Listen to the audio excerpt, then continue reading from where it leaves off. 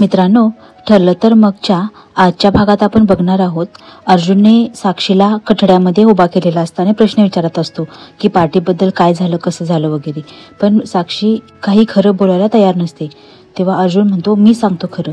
साक्षी ज्या पार्टीबद्दल बोलत आहे ती पार्टी खरी आहे, पण ती पार्टी 13 तारखेला नव्हती झाली, 11 तारखेला झाली होती.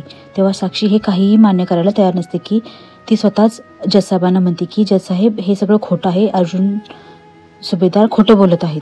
तेव्हा जजसाहेब म्हणतात, ॲडव्होकेट सुभेदार, तुमच्याकडे याचे काही पुरावे आहेत का?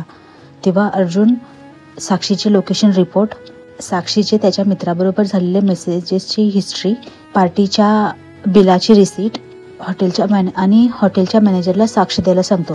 हॉटेलचा मॅनेजर येतो आणि म्हणतो की हो, यांची पार्टी 11 तारखेला झाली होती.